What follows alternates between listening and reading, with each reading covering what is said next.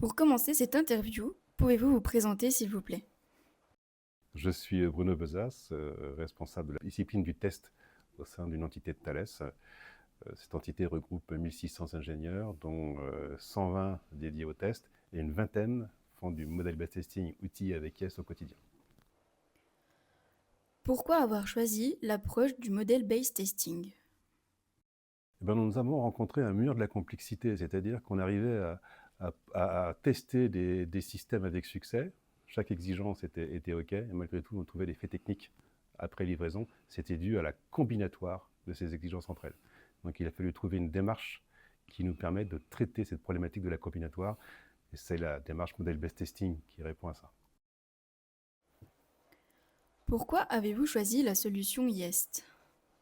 On a exploré plusieurs solutions qui étaient des solutions d'experts qui ne passaient pas à l'échelle. Et donc, Smart Testing a proposé cette solution YEST dont l'expérience utilisateur permet, en 2 déclics pédagogiques, un déploiement très facile pour que cette démarche devienne finalement le quotidien du testeur. Pouvez-vous nous dire quels ont été les déclics pédagogiques? Alors, c'est comprendre à partir d'un objectif de test, c'est quoi un parcours de test modélisé, et puis comment on l'assigne de table de décision pour décrire la combinatoire qu'il va falloir produire. Qu'est-ce que YEST vous a vraiment apporté au quotidien? On a appris beaucoup de choses, hein. En particulier que c'est un outil qui facilite la collaboration et la co-ingénierie du test. C'est-à-dire que ces modèles, on les construit finalement maintenant très tôt en phase d'early validation pour les opposer à un modèle exécutable type Simulink et surtout à un modèle d'analyse fonctionnelle produit par les ingénieurs système.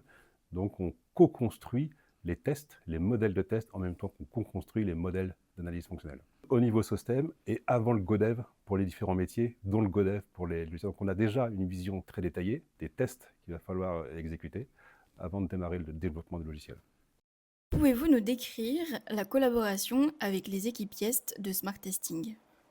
L'équipe Smart Testing est très disponible, très réactive, et on construit avec eux des jump starts qui permettent aux équipes candidates pour rallier cette démarche web-based testing de faire en une journée une première livraison d'un premier modèle dans leur cas d'usage. On a aussi co-construit une formation centrée sur des cas d'usage de type Thales, type industriel, de type système complexe, et on déploie maintenant cette formation depuis 1 an. Depuis 1 an, effectivement, formés par les équipes Smart Testing, ce sont des sachants Thales qui déploient cette formation au niveau worldwide chez Thales.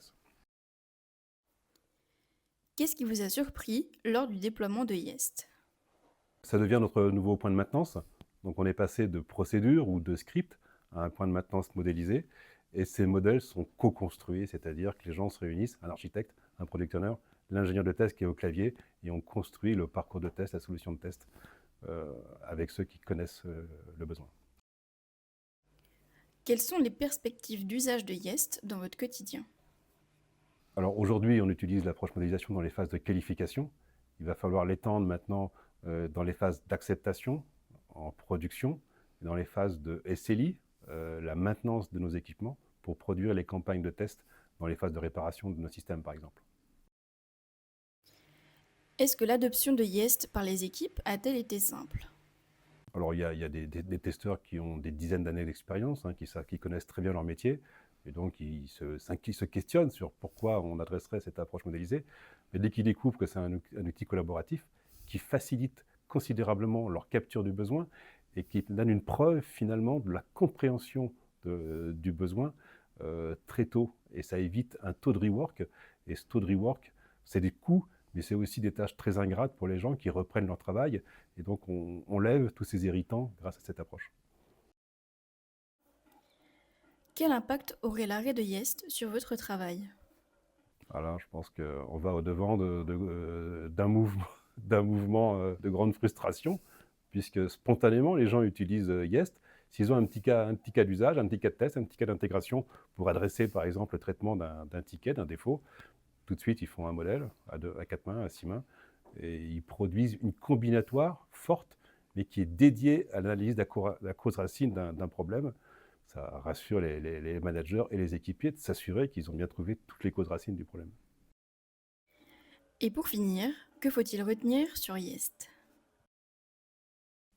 Yes est un outil collaboratif réussi qui génère beaucoup d'engouement auprès des équipiers qui l'utilisent, qui ne reviendraient pas en arrière.